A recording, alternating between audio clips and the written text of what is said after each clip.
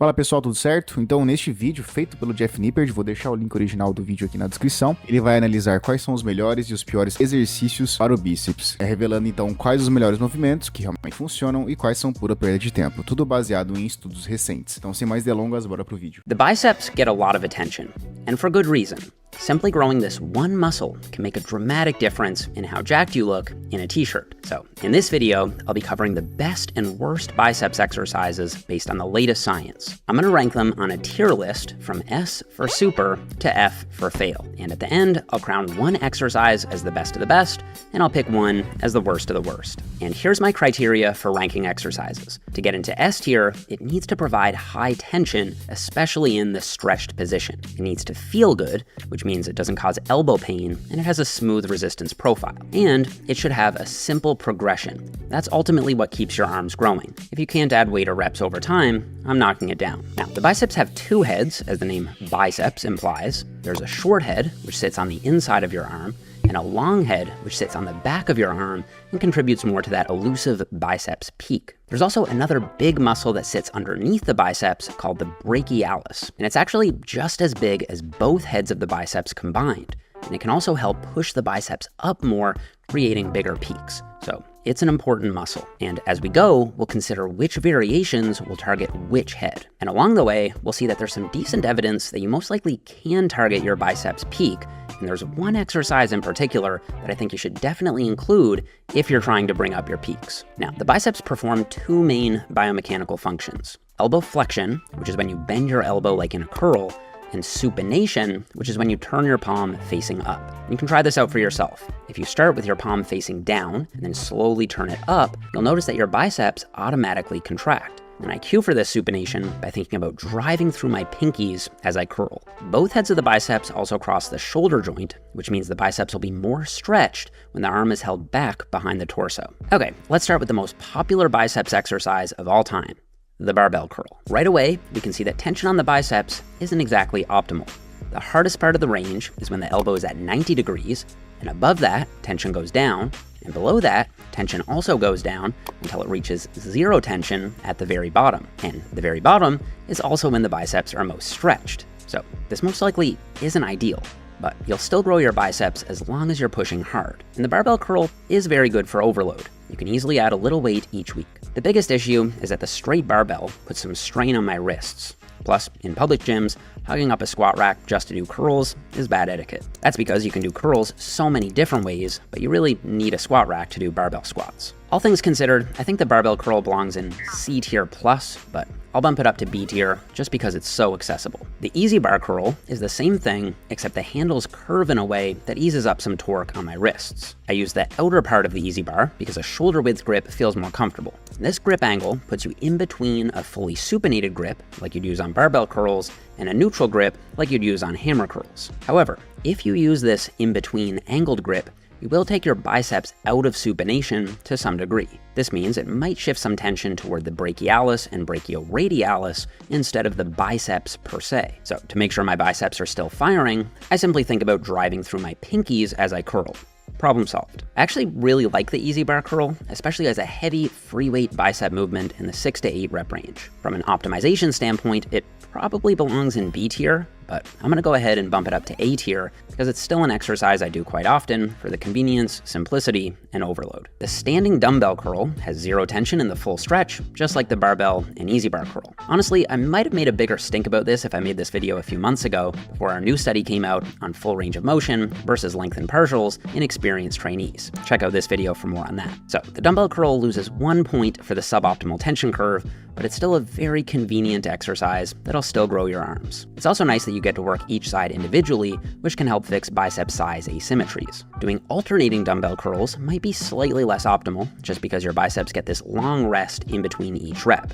This study from Goto and colleagues makes me think that doing those long pauses without any tension in between reps probably is a bit worse for muscle growth. As long as you're doing both arms at the same time, I think the dumbbell curl belongs in low A tier. Doing your dumbbell curls as preacher curls immediately makes the exercise better. That's because by angling your upper arm, you actually pull more tension into your biceps in the stretched position. And even though your arm is out in front of you, you still get a pretty good stretch here as long as you go all the way down.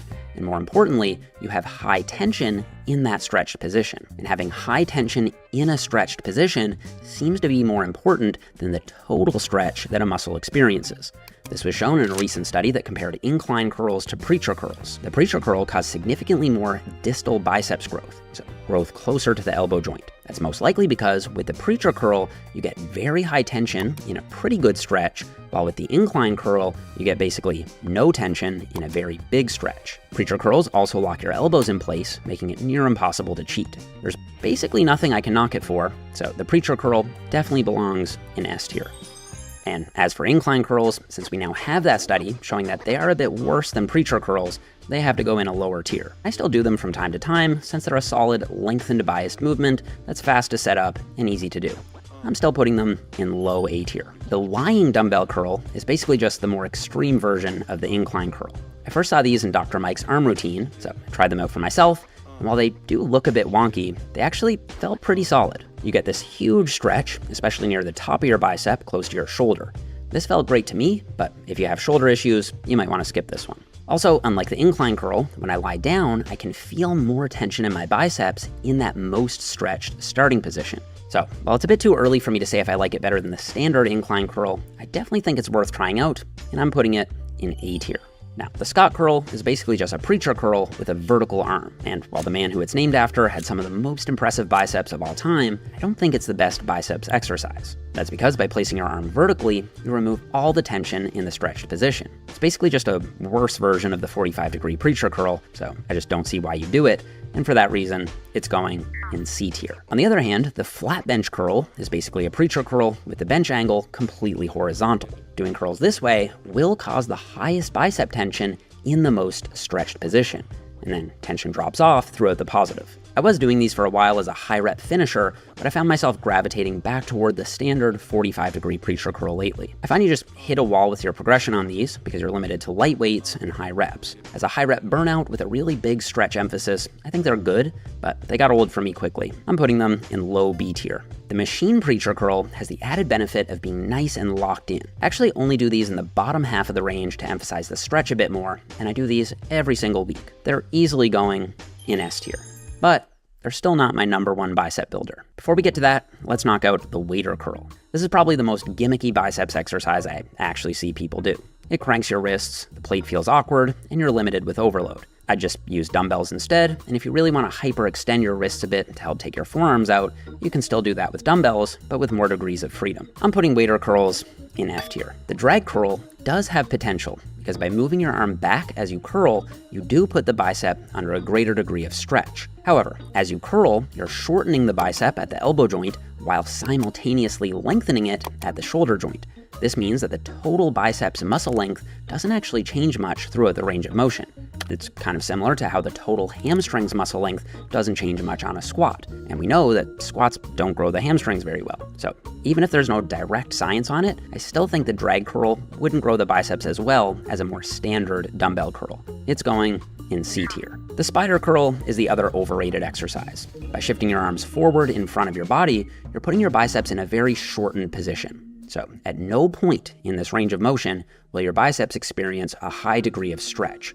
The dumbbells can also annoyingly hit the bench and throw off your groove, so spider curls are going in C tier. Okay, chin-ups.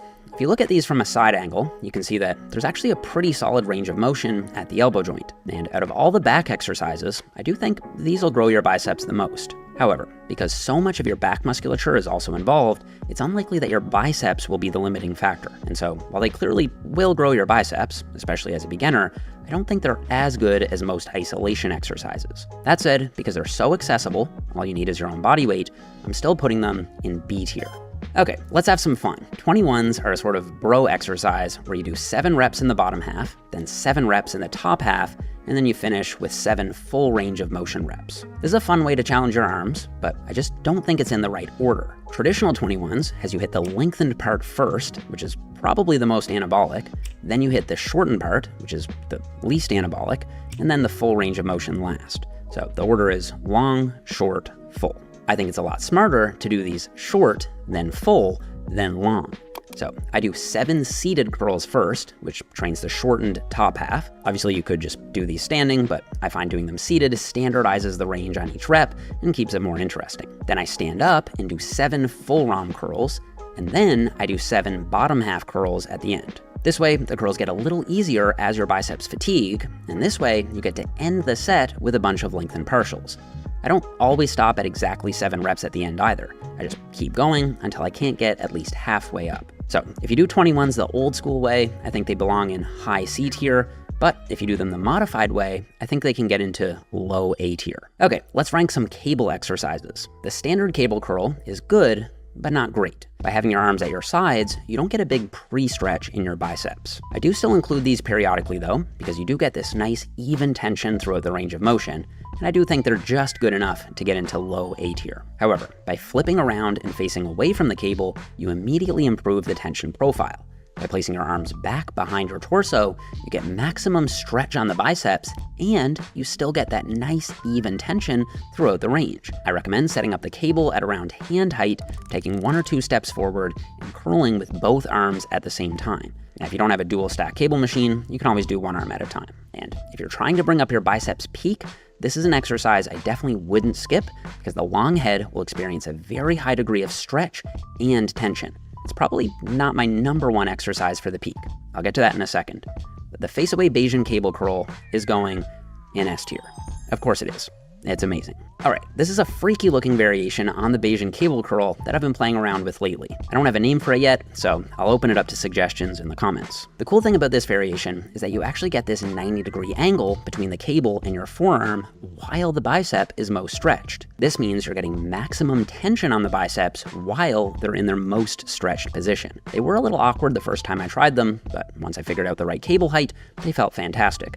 I'm honestly feeling S tier, but since I've only had them in my rotation for about a month, I don't want to overhype them too early, so I'm going to tentatively drop them back to A tier for now. You may be surprised to learn that there actually aren't any studies on whether or not cheating or strict form causes more muscle growth. I'm planning to help run that study soon, but for now, I can see the theoretical merits of both, as long as the cheating isn't too extreme. By using a little momentum to help get the weight moving, you can curl up a bit more load and then resist and control that load on the very anabolic negative phase. This might surprise some of you, but I actually think a properly executed cheat curl can be great for biceps growth and can also teach some people who might be more uptight and rigid with their form how to push themselves hard. I definitely don't think I'd recommend them for beginners, but as an experienced trainee, as long as you can control the negative and keep the cheating under control, I'd put them in the bottom of A tier. The strict curl is at the opposite end of the spectrum. Here, you maintain very strict technique by bracing against a wall with 3 points of contact: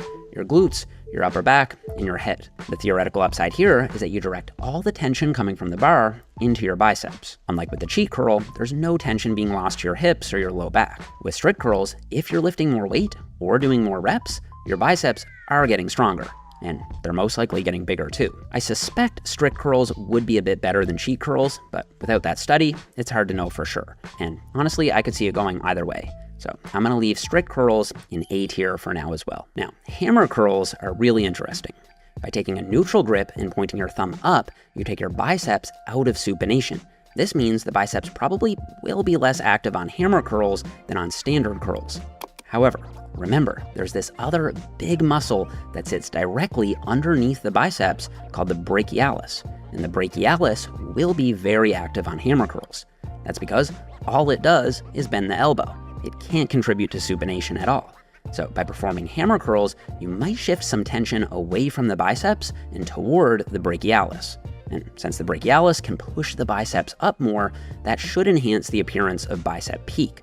And because of their ability to smash the brachialis, I think I would consider them my #1 movement for biceps peak. Now, obviously you can't change the genetic structure of your biceps, and there's honestly no hard science on this, but it does make sense to me that as you grow your brachialis bigger, the shape of your bicep should become more peaked, even if just a little. Of course, dumbbell hammer curls have the same tension issue as all the free weight standing curls, so they're not quite good enough to get into S tier, but they definitely do belong in A tier. That said, if you do your hammer curls while braced against a preacher bench, you instantly improve the resistance profile. And so hammer grip preacher curls are going in S tier. Inverse Zotman curls are where you do a hammer curl on the positive and then a standard supinated curl on the negative. This means you get the advantage of hammer curls on the positive for the brachialis and the advantage of supinated curls on the negative for the biceps. These also can help overload the biceps on the negative with a bit more load, since you're generally able to curl more weight up with a hammer grip. And since your biceps are stronger on the negative, I think that's a smart pairing. Inverse Zotman curls are going in high A tier. And if I had to pick just one exercise as the best of the best, it'd have to be the face-away Bayesian cable curl. I think the 45-degree preacher curl would be a very close second, and I think they should both be in your biceps routine. And the worst of the worst would have to be the waiter curl. Also, I want to give you guys a quick update on my new book. I'm going to send everyone who pre-orders the Muscle Ladder a free ebook called The Ultimate Exercise Guide, which covers my best exercise for every muscle. It covers the muscles that I haven't covered in this series, like the forearms, glutes, and calves. And it also includes more depth than I'm able to give in these videos. To get the free ebook, all you need to do is pre-order the Muscle Ladder on Amazon, Barnes & Noble, or wherever you buy your books, and then show me your order number. To do that, just go to jeffnipper.com/the muscle ladder, input your order number, and I'll email you the new ebook for free. By pre-ordering, you'll also lock in Amazon's best price guarantee, which means from now until the day it launches, whatever their best discount is the price you'll get the book for. I don't control when or by how much they discount the book, so basically, the sooner you can pre-order, the better for getting the lowest price. Oh, and anyone who's already pre-ordered, I will be sending you the free ebook to your email as well. All you have to do is go to jeffnipper.com/the muscle ladder and input your order number and email. All right, that's it for this one, guys. Don't forget to subscribe so you don't miss that new study I'm doing on strict form technique versus cheating technique. I'll definitely do a video on that once the study is up and running. Don't forget to leave me a thumbs up if you enjoyed the video, and I'll see you guys all here in the next one.